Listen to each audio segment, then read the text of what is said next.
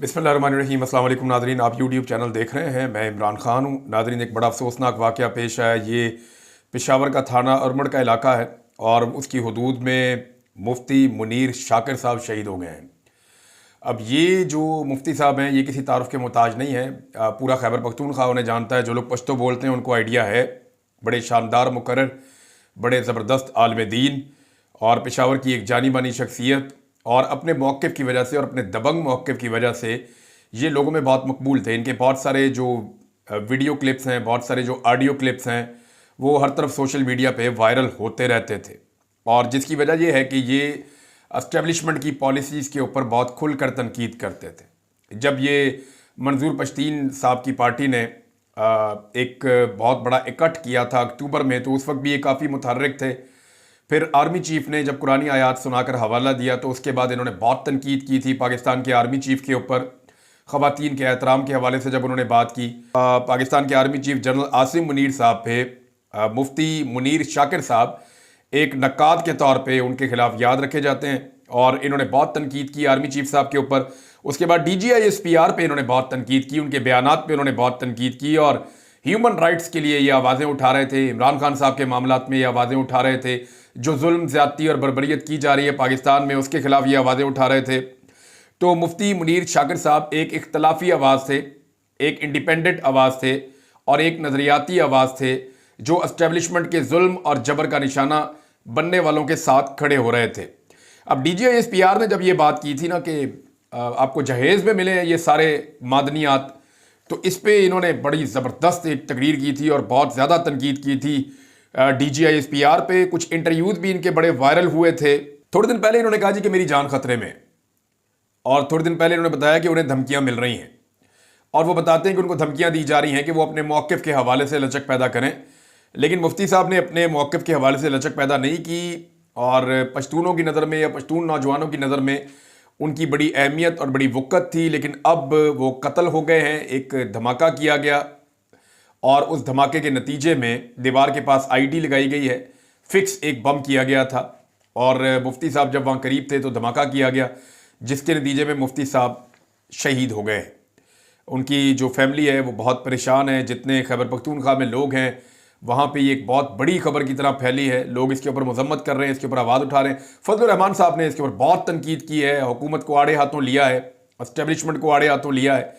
बल्कि फजलुर रहमान साहब ने जब आज सहाफ़ियों से मुलाकात की, तो उसमें उन्होंने कहा जी मुल्क तो हुकूमत चला ही नहीं रही, मुल्क तो चला रही है एस्टेब्लिशमेंट, और एस्टेब्लिशमेंट मुल्क को ठीक नहीं चला रही।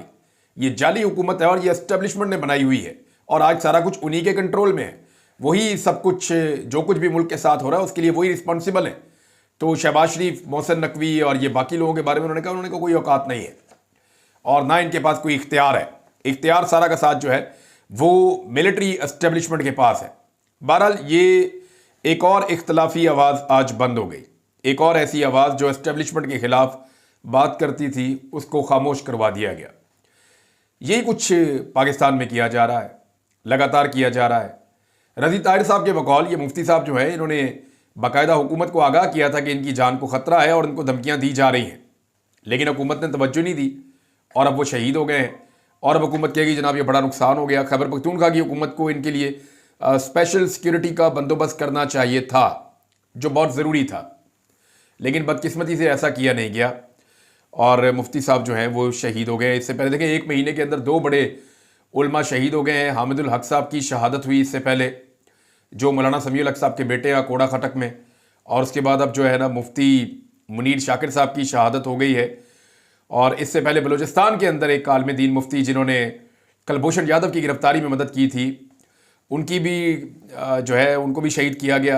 वहाँ पे जो है वो भारत के अंदर इसको बहुत बड़ी खबर बनाया गया। भारत ने बहुत सारे टारगेट पाकिस्तान में अचीव किए हैं, लेकिन पाकिस्तान की एजेंसियाँ भारत को रोकने के बजाय इस वक्त एक ही टारगेट अचीव कर रही हैं, वो है इमरान खान और पाकिस्तान तहरीक इंसाफ। नाज़रीन, एक खबर यह है कि जिस शख्स ने पाकिस्तान में पेट्रोल को 70 रुपए लीटर करना था, अब वही शख्स पाकिस्तान का वज़ीर आज़म है।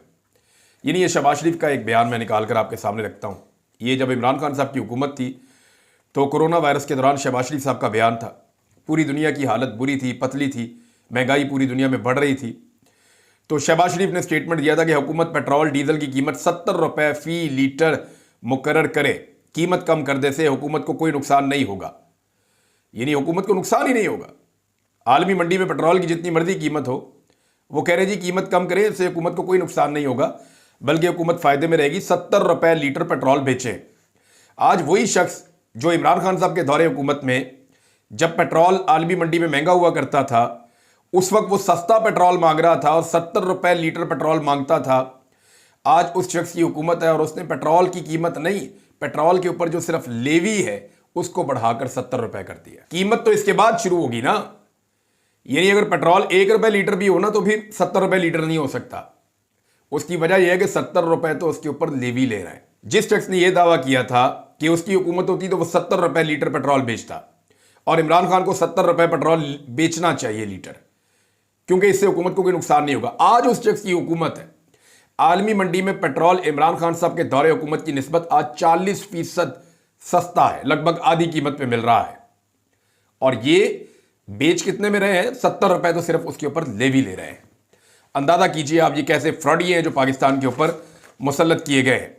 इसमें सनाउल्लाह मस्ती खेल साहब ने एक स्टेटमेंट दिया। वो कहते हैं अप्रैल 2022 में जब खाम तेल की कीमत $117 फी बैरल थी तो पाकिस्तान में पेट्रोल की कीमत 150 रुपए फी लीटर थी। अब आलमी मार्केट में खाम तेल 3 साल की कम तरीन सतह पर यानी $68 फी बैरल पे आ गया है, तो पाकिस्तान में पेट्रोल 256 रुपए फी लीटर है। फिर भी फार्म 47 की हुकूमत शिकस्त खोरदा वज़रा कहते हैं कि महंगाई में तारीखी कमी हो रही है। तो ये महंगाई में कमी तो नहीं हो रही, महंगाई में इजाफा ही हो रहा है। और ये हुकूमत ऐसे ही चल रही है जैसे वो PIA का त्यारा एक टायर के ऊपर लैंड किया है। ये नहीं मेरी समझ से बाहर है कि क्या दुनिया की कोई ऐसी एयरलाइन भी हो सकती है जो इतनी गाफिल हो कि टायर उतारे तैयारे का और फिर भूल जाए और बाद में वो तैयारा जो है वो लैंड हो जाए एक टायर के ऊपर। ये किसी जर्नलिस्ट ने खबर दी, उन्होंने कहा जी वो टायर उधर से मिल गया है और ये गफलत है। यानी ऐसी गफलत कैसे हो सकती है कि एक टायर के ऊपर तैयारा चला गया, लैंड हो रहा है? यानी इससे ज़्यादा भोंडी और गलीज हरकत हो नहीं सकती। और इस एयरलाइन के ऊपर अब कौन ट्रैवल करेगा? बहुत सारे हमारे दोस्त हैं जो मिडिल ईस्ट में रहते हैं या यूरोप में रहते हैं, वो अक्सर ये कहते हैं जी PIA का रिस्क आप ना लें। इवन जो PIA के अंदर काम करने वाले लोग हैं ना, वो कहते हैं जी हमारे तैयारे इस काबिल नहीं है ना हमारी सर्विस इस काबिल है, आप यहाँ पे अपनी जान का रिस्क ना लें। ये मुझे मेरे 2-3 दोस्तों ने ये बात बताई। हम ये बात करते नहीं इसलिए कि पाकिस्तानियों का मामला है, पाकिस्तान का मामला है, पाकिस्तान के रेवेन्यू और पाकिस्तान के इदारे का मामला है, लेकिन जान से कीमती तो कोई चीज़ नहीं होती ना। जब आप इंसानी जानों से खेलना शुरू कर देंगे तो सिर्फ हम इसलिए खामोश रहें कि जनाब ये पाकिस्तान की एयरलाइन है, इसको ऊपर उठाना है, चाहे लोग उसके अंदर मरते जाएं। तो एक टायर के ऊपर इन्होंने ऐसे तैयारे को लैंड करवाया जैसे इन्होंने फार्म 47 के ऊपर असेंबली के अंदर बंदे लैंड करवाए थे। यानी हर चीज़ इस हुकूमत की जाली है, हर बात में इस हुकूमत की 2 नंबरी है।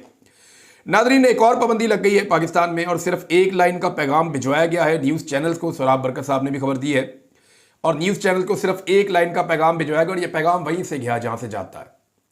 यानी मुझे टीवी चैनल वाले जब कह रहे थे ना कि आपको हम रखना चाहते हैं अपने टीवी चैनल में, लेकिन हमें एक NOC दरकार है, तो वो NOC जो है वो पैमरा ने नहीं देना होता, हुकूमत ने भी नहीं देना होता, वो मिलिट्री इस्टेब्लिशमेंट ने, एजेंसियों ने देना होता है, या ISPR से जारी होगा। तो अब जनाब एक लाइन का हुक्मनामा आया टीवी चैनल्स को और उसके ऊपर अमल दरामद हो रहा है। देख लेते हैं ना कौन सा टीवी चैनल उन्हें दिखाता है कि इम्तियाज गुल is banned from appearing on television, कि अब इम्तियाज गुल साहब को बैन कर दिया गया है, टेलीविजन पे उनको नहीं दिखाया जाएगा। वजह क्या है? इम्तियाज गुल साहब ने एक स्टेटमेंट दिया था जब अमेरिका को पकड़ के हवाले किया गया था शरीफुल्लाह को, तो उन्होंने कहा था कि ये एक कामयाबी के तौर पे आप देख रहे हैं, लेकिन ये पाकिस्तान के लिए एक नेगेटिव खबर है कि पाकिस्तान को दहशतगर्दों और दहशतगर्दी के साथ जोड़ा जा रहा है। उन्होंने बवक्त इस मामले को उठाया था और उसके बाद एक नया नैरेटिव बना था। तो इम्तियाज गुल साहब पे बहुत गुस्सा है जनाब एस्टेब्लिशमेंट को, और उसके बाद उनके स्टेटमेंट्स, क्योंकि वो तनकीद करते हैं हुकूमती पॉलिसीज़ पे, एस्टेब्लिशमेंट की पॉलिसीज़ पे, लिहाजा उनको भी अब दीवार के साथ लगा दिया गया और उनको भी जनाब अब मना कर दिया गया कि किसी सूरत भी इम्तियाज गुल साहब अब टीवी चैनल पे दिखाई नहीं देंगे। फिलहाल ये दावा है। नाज़रीन, खैबर पख्तूनख्वा में धमाके हुए, मैंने आपको रिपोर्ट किए कि ग्रेनेड्स के साथ जो है वो धमाके किए गए। आलम दीन जो है उनको शहीद कर दिया गया। थोड़े दिन पहले एक और आलम दीन को भी शहीद किया गया था। अब कोयटा के अंदर इस वक्त इतला आ रही है कि 3 ज़ोरदार धमाके हुए हैं जिनमें 7 अहलकार ज़ख्मी और 1 शहीद हो गया है। ये रात गए इतला आई है कोयटा के अंदर दहशतगर्दी के वाक़यात हो रहे हैं। इस्लामाबाद में खुदकुश बम्बारों के दाखिले की इतलात भी सर्कुलेट कर रही हैं, जबकि लाहौर में 2 खुदकुश बमबार दाखिल हुए, जिनमें से एक पकड़ा गया है, दूसरे के बारे में अभी तक कोई इन्फॉर्मेशन हमारे पास नहीं है। तो इस किस्म की चीज़ें जो हैं वो फ्लोट कर रही हैं।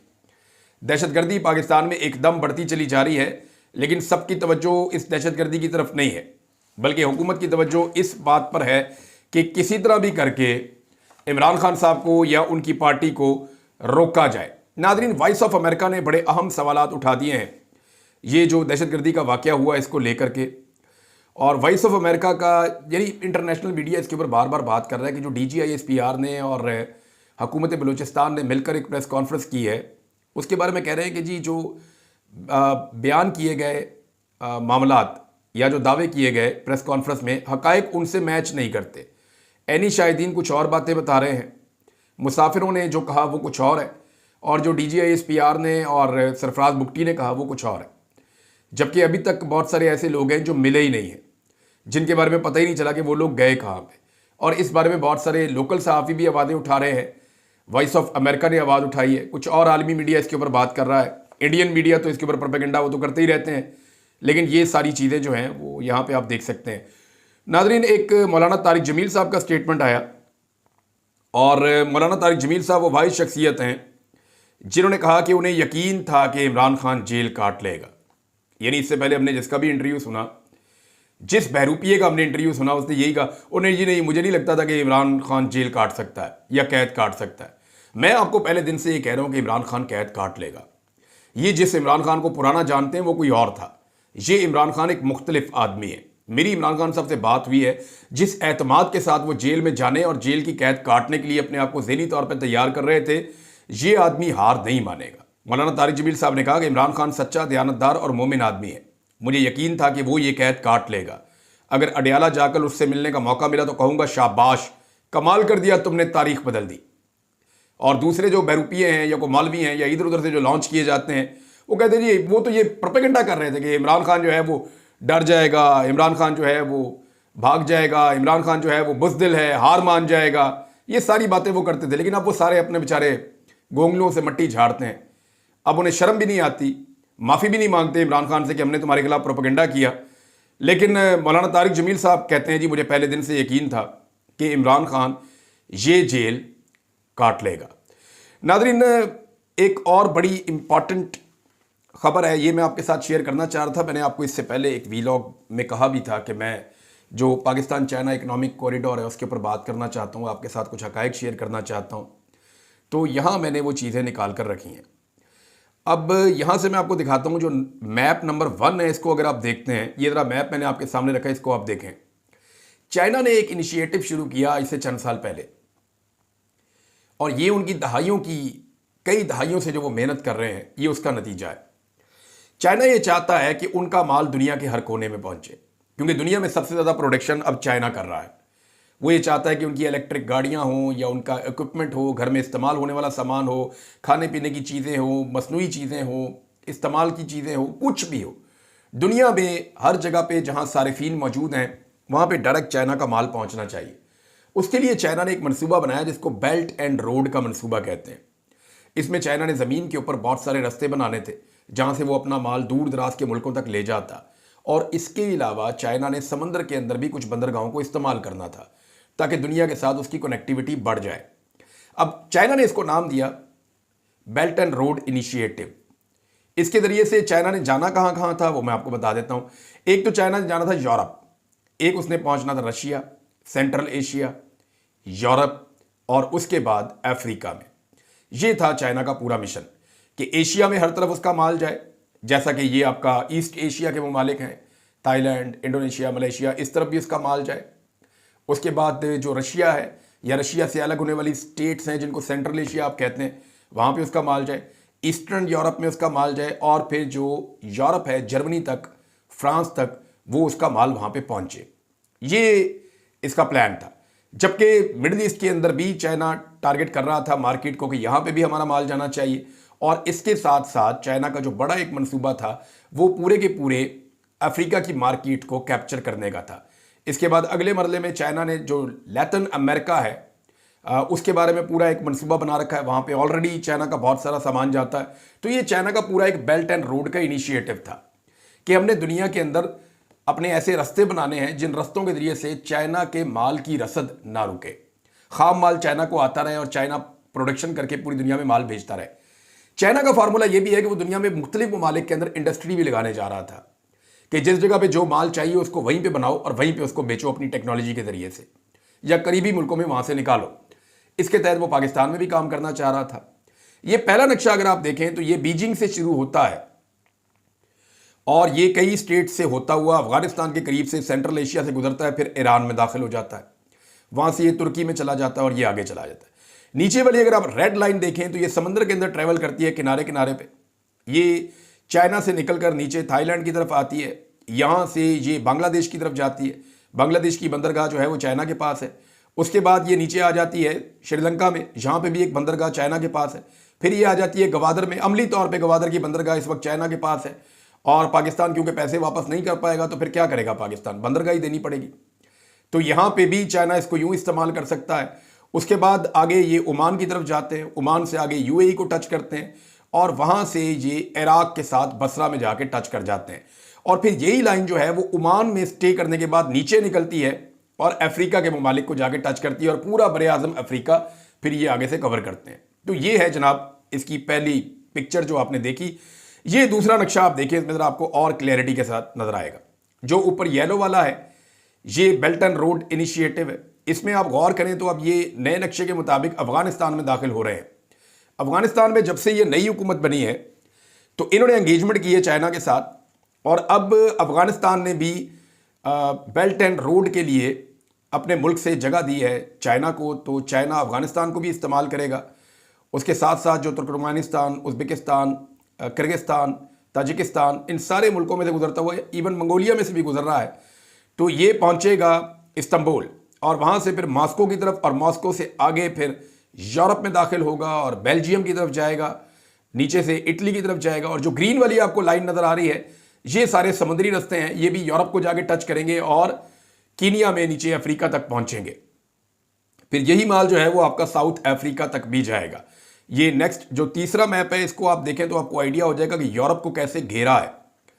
ये जो ऊपर करके आपको एक पूरा एक मुंह सा नजर आ रहा है रेड कलर का नक्शे के अंदर, तो इसको अगर आप गौर से देखें तो आपको पता चल जाएगा कि यूरोप को किस तरह से चाइना घेर रहा है। हमारी जितनी भी मसनूआत हैं वो यूरोप में पहुंचनी चाहिए, हमारे रास्ते जो है वो यूरोप के साथ भी खुलने चाहिए। ये जो डॉटेड लाइन्स हैं ये बहरी जहाज़ों का रास्ता है और ये जो रेड लाइन है ये कॉरिडोर है, यानी ये इसके ऊपर ट्रक चलेंगे, कंटेनर्स चलेंगे, तो ये वो वाला रास्ता है। अच्छा, पाकिस्तान के अंदर आप ये देखें ग्रीन लाइन आपको नजर आ रही है जो गवादर में जा रही है काशगर से शुरू होकर, ये है सी पैक, पाक चाइना इकोनॉमिक कॉरिडोर, ये सी पैक है जनाब। अब इस सी पैक का क्या चाइना को कोई फायदा होगा? देखें पाकिस्तान अपने आप को गेम से आउट करता चला जा रहा है। वो कैसे कर रहा है जरा अगला नक्शा आप देखें फिर मैं आपको बताता हूं। ये नेक्स्ट मैप के अंदर अगर आप देखें तो अफगानिस्तान के अंदर या अफगानिस्तान के ऊपर वाले जो ममालिक हैं इसके अंदर इस्तांबुल में, तुर्की में, एथेंस में, वेनिस में, जर्मनी में, मॉस्को में, हर जगह पे चाइना अपना बेल्ट एंड रोड का इनिशिएटिव ये ब्लू लाइन में लेकर गया है। और जो रेड लाइन है या जिसको आप पिंक लाइन कह सकते हैं ये समुद्री रस्तों से यूरोप तक भी जा रहा है, अफ्रीका तक भी जा रहा है, सेंट्रल एशिया नहीं पाकिस्तान को ग्वादर को टच कर रहा है और उसके बाद ये गल्फ ममालिक तक यानी जो अरब ममालिक है वहाँ तक भी जा रहा है। तो ये आपने चारों मैप देख लिया। पाकिस्तान ने किया गया, पाकिस्तान ने अपनी पॉलिसी को बदला। मैं आपको बार बार ये कहा करता था आज से चंद साल पहले तक कि एक बहुत बड़ा पाकिस्तान के पास मौका है और चाइना के लिए एक सबसे छोटा रास्ता बनने जा रहा है। ये जो इतने लंबे रास्ते चाइना अबूर कर रहा है पाकिस्तान के लिए, गवादर की बंदरगाह और ये जो सी पैक का रोड है ये सबसे छोटा रास्ता बन जाएगा। लेकिन पाकिस्तान ने अमेरिका की बातों में आकर अमरीकी जंग का हिस्सा बनना पसंद किया, जिसकी वजह से पाकिस्तान के कुछ ताल्लुकात मुल्कों के साथ ख़राब हो गए और उसके बाद पाकिस्तान में एक अनारकी का दौर शुरू हो गया। उस अनारकी के दौर में पाकिस्तान में दहशतगर्दी बढ़ती चली गई। चाइनीज़ जो जितने भी इंजीनियर हैं उनके ऊपर बहुत सारे अटैक्स हुए, बहुत सारे हमले हुए। हालात इतने ज़्यादा ख़राब हो गए कि अब पाकिस्तान के अंदर ट्रैवल करना मुश्किल है। गवादर में जो इंटरनेशनल एयरपोर्ट बनाया गया, चाइना ने वहाँ पे ये बनाया, बहुत बड़ा एयरपोर्ट है, मैंने वो देखा भी है। तो गवादर एयरपोर्ट के ऊपर जो इंटरनेशनल लेवल का एयरपोर्ट है, कहा जा रहा था कि एयरपोर्ट बनेगा तो गेम चेंजर हो जाएगा। कोई एक इंटरनेशनल फ्लाइट अभी तक गवादर एयरपोर्ट के ऊपर नहीं उतरी। इतने महीने हो गए इफ्तिताह करके आ गए ये। क्यों नहीं उतर रही इंटरनेशनल एयरपोर्ट के ऊपर इंटरनेशनल फ्लाइट्स ग्वादर में? उसकी वजह यह है कि आप दुनिया में अकेले होते जा रहे हैं। ओमान जो ग्वादर के बिल्कुल सामने वाक़ है, क्योंकि पाकिस्तान ने ग्वादर का जो ये जजीरा है ये ओमान से लिया था, पहले ये ओमान की मलकियत होता था। अगर आप ओमान में खड़े हो जाएं समंदर के किनारे मखसूस जगहों पे तो आपको ग्वादर नज़र आता है। और अगर आप ग्वादर में ऊपर जाके जहाँ वो पीसी होटल बना हुआ है वहाँ टॉप पे जाके आप खड़े हो जाएं तो वहाँ से आपको ओमान की लाइटें रात के वक्त आपको नज़र आती हैं। तो ये जनाब ओमान ने अपने वीज़े बंद कर दिए पाकिस्तानियों के लिए, दुबई ने अपने वीज़े बंद कर दिए पाकिस्तानियों के लिए, सऊदीया जो है वो उम्रे के वीज़े रिजेक्ट करता चला जा रहा है। अरब ममालिक पाकिस्तान से नाराज़ हैं। ईरान के साथ हमारे ताल्लुकात वैसे ही ठीक नहीं है। अफगानिस्तान के साथ हमने अपने ताल्लुकात जानबूझ के हम बर्बाद कर रहे हैं। इंडिया के साथ वैसे ही ताल्लुकात ठीक नहीं है। और चाइना परेशान है कि पाकिस्तान में दहशतगर्दी रुकने का नाम ही नहीं ले रही। पूरी दुनिया में पाकिस्तान दूसरे नंबर पर आ गया है। तो वो जो हमारी एक अपॉर्चुनिटी थी हमने अपने पाँव पे खुद कुल्हाड़ा मारा और बेड़े ही गर्क कर लिया पकड़ के। अब हालात ये है कि चाइना वो रास्ते ढूंढ रहा है बेल्ट एंड रोड इनिशिएटिव में जो पाकिस्तान को बाईपास करके जा रहे हैं। मैक्सिमम होगा पता कि आने वाले दिनों में अगर हमने अपना किबला ठीक ना किया और अगर हम पाकिस्तान के अंदर अमन व अमान लाने में हम कामयाब ना हुए और पाकिस्तान के अंदर कॉन्फिडेंस वापस रीबिल्ड ना किया, पाकिस्तान में सियासी और माशी इस्तेहकाम ना आया, अमन व अमान ना आया, तो फिर चाइना बारों बार रास्ते ढूंढेगा और वो सिर्फ आपकी ग्वादर की बंदरगाह को इस्तेमाल करेगा। और उसने पहले ही कई मुल्कों की बंदरगाहें ले ली हैं, आपको भी अपनी बंदरगाह देनी पड़ जाएगी क्योंकि पैसे वापस करने की तो अब औकात है नहीं। अब तक के लिए इतना ही। अपना ख्याल रखिएगा, अपने इस चैनल का भी। अल्लाह हाफ़िज़।